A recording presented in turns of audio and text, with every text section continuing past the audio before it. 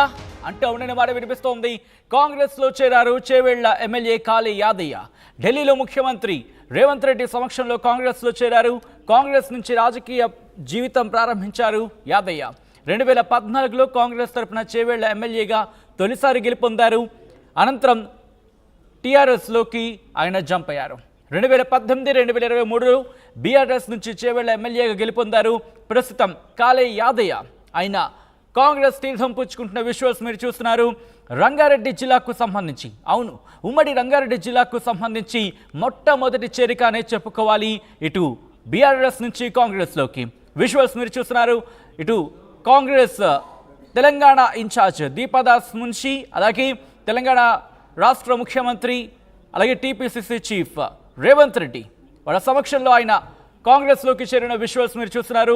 కొద్ది రోజుల క్రితం సంజయ్ కుమార్ చేరిక నేపథ్యంలో ఎటువంటి పరిణామాలు చోటు చేసుకున్నాయో చూసాం. ముఖ్యంగా జీవన్ రెడ్డికి సంబంధించి ఆయన అలగపూరిన సందర్భం, అంతకన్నా ముందు పోచారం శ్రీనివాసరెడ్డి. సో ఇటువంటి పరిణామాల నేపథ్యంలో ఇప్పుడు మరో చేరిక బీఆర్ఎస్ నుంచి ఇటు కాంగ్రెస్లోకి చేరారు చేవెళ్ల ఎమ్మెల్యే కాళీ యాదయ్య. ఇటు ఢిల్లీలో కాంగ్రెస్కి సంబంధించిన కీలక నేతలందరూ కూడా అక్కడున్న విజువల్స్ మీరు చూస్తున్నారు. అయితే ఉమ్మడి రంగారెడ్డి జిల్లాకు సంబంధించి 14 స్థానాల్లో 10 స్థానాలను బీఆర్ఎస్ కైవసం చేసుకుంది. 4 స్థానాలు మాత్రమే కాంగ్రెస్ విజయ ఢంకా మోగించింది. కానీ ఇప్పుడు 9 నుంచి ఒక స్థానం ఇక్కడ పడిపోయిందనే చెప్పుకోవాలి. ఎందుకంటే కాళీ యాదయ్య బీఆర్ఎస్ను వీడి కాంగ్రెస్లో చేరారు. దీంతో అక్కడ కేవలం బీఆర్ఎస్ ఇప్పుడు 9 స్థానాలు మాత్రమే ఉన్నాయి. ఇప్పుడు ఈ ఖాతా కాంగ్రెస్లోకి వెళ్ళింది కాబట్టి 5కు చేరింది సంఖ్య. మొత్తంగా అయితే మాత్రం ఇటు బీఆర్ఎస్ నుంచి కాంగ్రెస్లోకి చేరిన సంఖ్య చూసుకుంటే ఇటు 32 మంది మాత్రమే ఇప్పుడు బీఆర్ఎస్కి ఎమ్మెల్యేలు మిగిలారా అంటే అవుననే మాట వినిపిస్తోంది. ఎందుకంటే పోచారం శ్రీనివాసరెడ్డి కావచ్చు, దాంతోపాటు దానం నాగేందర్, తెల్లం వెంకట్రావు, కడియం శ్రీహరి, సంజయ్ కుమార్, కాళీ యాదయ్య మొత్తం 6 అంటే 39 నుంచి లాస్ట్గా నందిత మరణంతో అక్కడ బై ఎలక్షన్ వచ్చింది. ఆ ఖాతా కూడా కాంగ్రెస్లోకి వెళ్ళిపోయింది. 39 నుంచి 38కి వచ్చింది. 38 నుంచి 6 జంప్ అవడంతో ఇప్పుడు ఆ సంఖ్య 32కు చేరింది. ఇంతకీ కాళీ యాదయ్యకు ఎటువంటి ఆఫర్ వచ్చింది, ఎటువంటి ఆఫర్ కాంగ్రెస్ పార్టీ ఇచ్చిందో తెలుసుకునే ప్రయత్నం చేద్దాం. ఆయన చేరికకు సంబంధించి కారణాలు ఏంటి, ఎవరు కీలకంగా వ్యవహరించారు, అప్డేట్స్ అందించేందుకు మా ప్రతినిధి మధు లైవ్లో సిద్ధంగా ఉన్నారు. మధు, కాళీ యాదయ్య కాంగ్రెస్లో చేరడానికి ప్రధానమైన కారణం ఏంటి? ఎగ్జాక్ట్లీ గతంలోనే తెలంగాణలో కాంగ్రెస్ అధికారంలోకి వచ్చిన వెంటనే కొన్ని రోజులకు ఒంటరిగానే వెళ్ళి కాళీ యాదయ్య ముఖ్యమంత్రి రేవంత్ రెడ్డిని కలిశారు. ఇంట్లో చాలాసేపు చర్చించారు, వెళ్ళిపోయారు. పార్టీలో జాయిన్ అవ్వడానికి సుముఖంగా ఉన్నానంటూ ఆ రోజే ముఖ్యమంత్రి రేవంత్ రెడ్డికి కాళీ యాదయ్య చెప్పినట్టుగా సమాచారం ఉంది. కాకపోతే ఆయన బయటికి వచ్చిన తర్వాత ఖండించారు. కాకపోతే పిలుపు వచ్చిన తర్వాత జాయిన్ అవ్వడానికి సిద్ధంగా ఉండండి అనేటువంటి సమాచారం చేయడంతో ఇన్ని రోజులు సైలెంట్గా ఉన్నారు, పార్టీ కార్యక్రమాలకు దూరంగా ఉన్నారు. ఎక్కడ కూడా కాళీ యాదయ్య పార్టీ కార్యక్రమాల్లో పాల్గొనలేదు. చాలా తక్కువగా కేవలం పార్టీ కార్యక్రమాల్లో పాల్గొనేటువంటి అంటీ ముట్టినట్టుగా వ్యవహరించినటువంటి పరిస్థితి ఉంది. కాళీ యాదవ్ వెళ్ళడానికి సంబంధించినటువంటి కారణాలను చూస్తే కాంగ్రెస్ పార్టీ చాలా పకడ్బందీగా రేవంత్ రెడ్డి ఆధ్వర్యంలో బీఆర్ఎస్ పార్టీ ఎమ్మెల్యేలను లాగే ప్రయత్నం చేస్తూ ఉన్నారు, పూర్తి స్థాయిలో చేర్చుకునే ప్రయత్నం చేస్తూ ఉన్నారు. రీసెంట్గా ఢిల్లీలో రేవంత్ రెడ్డి మాట్లాడిన మాటలను అబ్జర్వ్ చేస్తే మరింత మంది బీఆర్ఎస్ పార్టీ ఎమ్మెల్యేలు కాంగ్రెస్ వైపు చూస్తున్నారనేటువంటిది చాలా స్పష్టమవుతోంది. చాలామంది జాయిన్ అయ్యే అవకాశం కనిపిస్తూ ఉంది. 2 అంశాలు ప్రధానంగా గతంలో కేసీఆర్ చేసినటువంటి దానికి ప్రతీకార చర్యగా ప్రస్తుతం రేవంత్ రెడ్డి చేస్తూ ఉన్నారు. రెండవది వచ్చేటువంటి స్థానిక సంస్థల సంబంధించినటువంటి ఎన్నికలను దృష్టిలో పెట్టుకొని ఎమ్మెల్యేలందరినీ తమ పార్టీ వైపు తిప్పుకుంటున్నట్టుగా చాలా స్పష్టంగా కనిపిస్తూ ఉంది. గత కొన్ని రోజుల నుంచి చూస్తూ ఉంటే పరిణామాలు రీసెంట్గా డాక్టర్ సంజయ్ జగిత్యాల నుంచి, తర్వాత పోచారం శ్రీనివాసరెడ్డి, అంత ముందుకు జాయిన్ అయినటువంటి దానం నాగేందర్ కావచ్చు, తెల్లం వెంకట్రావు కావచ్చు, తర్వాత కడియం శ్రీహరి కావచ్చు, ఇలా వరుసగా జాయిన్ అవుతూ పోతూ ఉన్నారు. నిజంగానే మొత్తం 39 సీట్లతో ప్రతిపక్ష హోదా దక్కించుకున్నటువంటి బీఆర్ఎస్ పార్టీ ఈరోజు వారి ఎమ్మెల్యేల సంఖ్య ఈ రోజుకి కాళీ యాదయ్య చేజారిపోవడంతో మొత్తం 32కు పడిపోయింది. కంటోన్మెంట్లో కూడా ఒక సీటును అక్కడ ఎమ్మెల్యే లాస్యా నందిత చనిపోవడంతో అక్కడ బై ఎలక్షన్ అయింది. అక్కడ కాంగ్రెస్ అభ్యర్థి ఎమ్మెల్యేగా ఎన్నికైనటువంటి సిచ్యువేషన్ ఉంది. సో మరికొన్ని రోజుల్లోనే కాంగ్రెస్ మరింత మంది పైన ఫోకస్ పెట్టింది. రేవంత్ రెడ్డి పదవీ కాలం పీసీసీ అధ్యక్షుడిగా ముగిసే కంటే ముందుగానే దాదాపు ఎమ్మెల్యేలని తమ పార్టీలోకి తీసుకోవడానికి కాంగ్రెస్ సిద్ధంగా ఉన్నట్టుగా తెలుస్తూ ఉంది. రీసెంట్గా ఎమ్మెల్యేలను ఇంటికి పిలిపించుకొని ఫామ్ హౌస్కి పిలిపించుకొని వారిని బుజ్జగించే ప్రయత్నం చేస్తూ ఉన్నారు. వారిని ఎక్కడికి వెళ్ళొద్దు అనేటువంటిది ఒక వారికి భరోసా ఇచ్చే ప్రయత్నం చేస్తూ ఉన్నారు కేసీఆర్. అయినప్పటికీ ఎమ్మెల్యేలు మారుతూ ఉన్నటువంటి సిచ్యువేషన్ ఉంది. చాలామంది గ్రేటర్లో ఉన్నటువంటి ఎమ్మెల్యేలు ఇంకా కొద్దిమంది కేసీఆర్తో భేటీ కాలేదు బీఆర్ఎస్ పార్టీకి సంబంధించినటువంటి ఎమ్మెల్యేలు. సో వారందరూ కూడా పార్టీ మారుతారనేటువంటి చర్చ ప్రస్తుతం ఊపందుకుంది. త్వరలోనే మరిన్ని చేరికలు ఉంటాయనేటువంటిది కాంగ్రెస్ లీకులు ఇస్తా ఉన్నటువంటి సిచ్యువేషన్ ఉంది. కాలే యాదవ్ అయితే డైరెక్ట్గా ఢిల్లీలోనే పార్టీ కండువా కప్పుకోవడం పైన ఎందుకంటే గతంలో చూసాం ఇంతవరకు కూడా, ఎందుకంటే ఇన్ఫాక్ట్ సంజయ్ కుమార్ చేరిక వరకు కూడా పార్టీలకు సంబంధించిన బీఆర్ఎస్ నుంచి కాంగ్రెస్లకు వచ్చిన వ్యక్తుల మీద ఎటువంటి ఇష్యూస్ కానీ బయటికి రాలేదు. కానీ ఎప్పుడైతే సంజయ్ కుమార్ చేరారో అక్కడ జీవన్ రెడ్డికి సంబంధించిన అంశం వెలుగులోకి వచ్చింది. ఇన్ఫాక్ట్ ఆయన కూడా అసంతృప్తి వ్యక్తం చేసిన సందర్భాన్ని కూడా మనం చూసిన పరిస్థితి. సో అటువంటి సినారియోలో ఇప్పుడు కాలే యాదయ్య చేరిక నేపథ్యంలో కాంగ్రెస్ ఎలా ఆచితూచి వ్యవహరించింది? ఎందుకంటే కాంగ్రెస్లో కూడా అసంతృప్తి బయటకు వచ్చే అవకాశం ఉంది కాబట్టి ఎటువంటి అంశాలను పరిగణలోకి తీసుకొని ఎట్లా హ్యాండిల్ చేస్తోంది? ఎగ్జాక్ట్లీ అట్లాంటి సిచ్యువేషన్ రాకుండా రేవంత్ రెడ్డి ముందుగానే స్థానికంగా ఉన్నటువంటి చేవెళ్ల నియోజకవర్గ కాంగ్రెస్ పార్టీ నాయకులకు సమాచారం ఇచ్చినట్టుగా పార్టీ నుంచి తెలుస్తూ ఉంది. మనం ఆ ఫోటోలో విజువల్స్లో చూస్తే అక్కడ మాజీ మంత్రి ఆగం చంద్రశేఖర్ మాజీ మంత్రిగా పనిచేశారు. మొన్న జరిగినటువంటి పార్లమెంట్ ఎన్నికల్లో జహీరాబాద్ నుంచి పార్లమెంట్ అభ్యర్థిగా కూడా పోటీ చేసి ఓటమి చెందారు. ఆయన యాక్చువల్గా చేవెళ్ల సీట్ అడిగారు అసెంబ్లీ ఎన్నికల్లో, కానీ సాధ్యం కాకపోవడంతో ఆయనకు పార్లమెంటు జైరాబాద్కి సంబంధించిన అసెంబ్లీ సీట్ కేటాయించారు. సో అక్కడికి చేంజ్ చేశారు ఆయనని. దాంట్లో భాగంగా ఆయన స్థానికంగా చెవెళ్లపైన ఎక్కువగా ఫోకస్ ఉంది కాబట్టి ఆయనను కూడా పిలిచి ఆయనను ముందుగానే ఇన్ఫర్మేషన్ ఇచ్చి ఆయన ఆధ్వర్యంలోనే పార్టీ కండువా కప్పినటువంటి విజువల్స్ చూడొచ్చు మనం. రేవంత్ రెడ్డికి రైట్ సైడ్లో ఆయన చంద్రశేఖర్ ఉన్నారు. అలా స్థానికంగా ఉన్నటువంటి నేతలకు ముందుగానే సమాచారం ఇచ్చారు. ఎందుకంటే జగిత్యాల ఇన్సిడెంట్తో కాస్త అలర్ట్ అయ్యారు టీపీసీని. ఎక్కడ అసంతృప్తి బయటికి కక్కొద్దు, బయటికి వెలగక్కొద్దు, ఎవరు కూడా నాయకులు అక్కడ ఉన్నటువంటి వారు.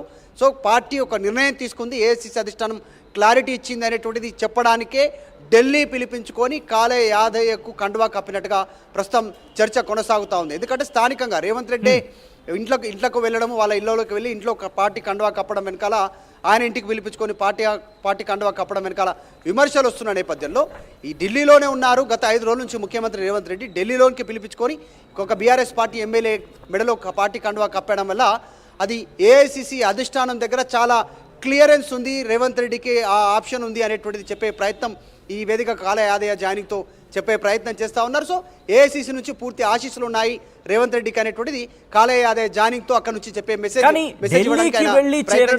హైదరాబాద్ వచ్చిన ఢిల్లీ వెళ్ళి చేరికల నేపథ్యం కారణం ఏంటి? ఎందుకంటే ఇంతవరకు చూసాం పోచారం శ్రీనివాసరెడ్డి కావచ్చు, సంజయ్ కుమార్ కావచ్చు, లేకపోతే ఇంతవరకు చూసిన సినారియోలో దాదాపుగా ఇక్కడ రాష్ట్రంలోనే ఈ చేరికలకు సంబంధించి ఆ ప్రక్రియ పూర్తయిన సందర్భాన్ని చూసాం. కానీ ఇప్పుడు ఎందుకు ఢిల్లీకి వెళ్ళారు? ఢిల్లీలో ఎందుకు మంత్రాలు జరపాల్సి వచ్చింది? ఎగ్జాక్ట్లీ అంటే గత కొంతకాలంగా ఇక్కడ జాయిన్ అయినటువంటి ఎమ్మెల్యే అంతా కూడా ఇప్పుడు కడియం శ్రీహరికి సంబంధించినటువంటి అంశం కూడా ఆయన హైదరాబాద్లోనే జారయ్యారు. తర్వాత ఆయన ఇంటికి వెళ్ళారు, అక్కడ ఉన్నటువంటి మంత్రులు తర్వాత అక్కడ ఇంటికి వెళ్ళి బుజ్జగించి నెక్స్ట్ డే రోజు ఆయన వచ్చేసి దీపదాస్ మున్సీ సమక్షంలోనే రేవంత్ రెడ్డి సమక్షంలోనే ఆయన జాయిన్ అయినటువంటి సిచ్యువేషన్ హైదరాబాద్లో. పోచారం శ్రీనివాసరెడ్డి ఇంటికి అయితే డైరెక్ట్గా రేవంత్ రెడ్డి వెళ్ళారు. చర్చలు అనే పేరు మీద మాట్లాడి గంట సేపట్లోనే ఆయన పార్టీ మెడలో కండువా కప్పి కాంగ్రెస్ పార్టీలోకి ఆహ్వానించినటువంటి పరిస్థితి. తర్వాత నెక్స్ట్ డే రోజు పార్టీ కార్యకర్తలకు నాయకులకు కూడా సమాచారం లేకుండా, ఇక్కడ కీలక నాయకులకు సమాచారం లేకుండానే ఇక్కడ డాక్టర్ సంజయ్ని పార్టీలో చేర్చుకున్నటువంటి సిచ్యువేషన్ ఉంది. సో వీటన్నిటి నేపథ్యంలో ఢిల్లీలో కాలే యాదయ్యను పిలిచి జాయిన్ చేసుకోవడం వెనకాల అధిష్టానం గ్రీన్ సిగ్నల్ ఉంది పార్టీలో జాయినింగ్స్కి సంబంధించి. సో వచ్చేవారు అందరూ కూడా రండి అనేటువంటిది ఒక మెసేజ్ ఇచ్చేటువంటి దిశగానే కాలే యాదయ్యను ఢిల్లీ పిలిపించుకొని పార్టీ కండువా కప్పారు. త్వరలోనే మరిన్ని జాయినింగ్స్ ఉంటాయనేటువంటిది కాంగ్రెస్ పార్టీ నేతలు చెప్తా ఉన్నారు. అసెంబ్లీ సెషన్ బడ్జెట్ సమావేశాలు ప్రారంభమయ్యే లోపాలనే దాదాపు 10 నుంచి 16 మంది ఎమ్మెల్యేలను కాంగ్రెస్ పార్టీ కండువా కప్పాలి అనేటువంటిది నిర్ణయం తీసుకోవడం జరిగింది. అవసరం అనుకుంటే 2/3 సంబంధించినటువంటి ఎమ్మెల్యేలను లాగేసి బీఆర్ఎస్ ఎల్పీని సిఎల్పీలో విలీనం చేసే దిశగా కూడా ప్రయత్నాలు చేస్తూ ఉన్నారు. రేవంత్ రెడ్డి పీసీసీ పదవీ కాలం ముగిసే లోపాలనే ఆ సాధ్యమైనటువంటి ఎక్కువ ఎమ్మెల్యేలను బీఆర్ఎస్ నుంచి గుంజాలి, లాగేసేయాలి అనేటువంటి ప్రయత్నంలో భాగంగా రేవంత్ రెడ్డి వ్యూహంగా కనిపిస్తూ ఉంది. ముఖ్యంగా స్థానిక సంస్థల ఎన్నికల లోపు భారీగా బీఆర్ఎస్కు గండి కొట్టాలనేటువంటిది రేవంత్ నిర్ణయంగా కనిపిస్తూ ఉంది. Right Madhu, thanks for the update. మొత్తంగా అయితే మాత్రం బీఆర్ఎస్కి మరో బిగ్ షాక్ తగిలిందా అంటే అవుననే మాట వినిపిస్తోంది. కాంగ్రెస్లో చేరారు చేవేళ్ల ఎమ్మెల్యే కాలే యాదయ్య. ఢిల్లీలో ముఖ్యమంత్రి రేవంత్ రెడ్డి సమక్షంలో కాంగ్రెస్ పార్టీలో చేరారు. ఆయన కాంగ్రెస్ నుంచి రాజకీయ జీవితం ప్రారంభించారు కాలే యాదయ్య. 2014లో కాంగ్రెస్ తరఫున చేవేళ్ల ఎమ్మెల్యేగా తొలిసారి గెలుపొందారు. ఆ తర్వాత టీఆర్ఎస్లోకి ఆయన చేరిపోయారు. 2018-2023లో బీఆర్ఎస్ నుంచి చేవెళ్ల ఎమ్మెల్యేగా గెలుపొందారు. ప్రస్తుతం ఆయన కాంగ్రెస్ కండువా పుచ్చుకున్న ఆ విజువల్స్ మీరు చూస్తున్నారు ఆర్టీవీ స్క్రీన్ మీద.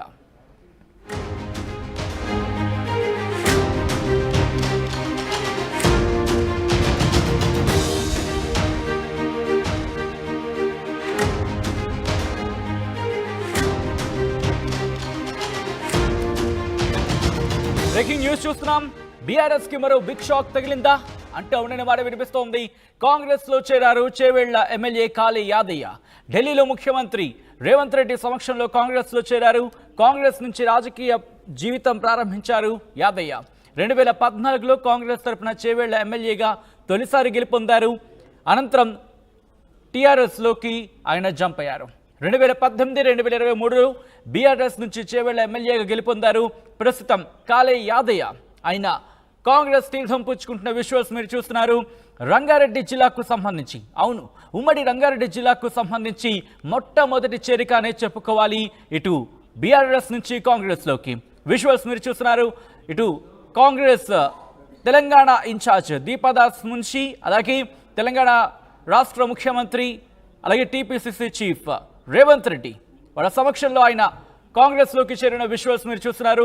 కొద్ది రోజుల క్రితం సంజయ్ కుమార్ చేరిక నేపథ్యంలో ఎటువంటి పరిణామాలు చోటు చేసుకున్నాయో చూసాం. ముఖ్యంగా జీవన్ రెడ్డికి సంబంధించి ఆయన అలగపోయిన సందర్భం, అంతకన్నా ముందు పోచారం శ్రీనివాసరెడ్డి. సో ఇటువంటి పరిణామాల నేపథ్యంలో ఇప్పుడు మరో చేరిక బీఆర్ఎస్ నుంచి ఇటు కాంగ్రెస్లోకి చేరారు చేవెళ్ల ఎమ్మెల్యే కాళీ యాదయ్య. ఇటు ఢిల్లీలో కాంగ్రెస్కి సంబంధించిన కీలక నేతలందరూ కూడా అక్కడున్న విజువల్స్ మీరు చూస్తున్నారు. అయితే ఉమ్మడి రంగారెడ్డి జిల్లాకు సంబంధించి 14 స్థానాల్లో 10 స్థానాలను బీఆర్ఎస్ కైవసం చేసుకుంది. 4 స్థానాలు మాత్రమే కాంగ్రెస్ విజయ ఢంకా మోగించింది. కానీ ఇప్పుడు 9 నుంచి ఒక స్థానం ఇక్కడ పడిపోయిందనే చెప్పుకోవాలి. ఎందుకంటే కాళీ యాదయ్య బీఆర్ఎస్ను వీడి కాంగ్రెస్లో చేరారు. దీంతో అక్కడ కేవలం బీఆర్ఎస్ ఇప్పుడు 9 స్థానాలు మాత్రమే ఉన్నాయి.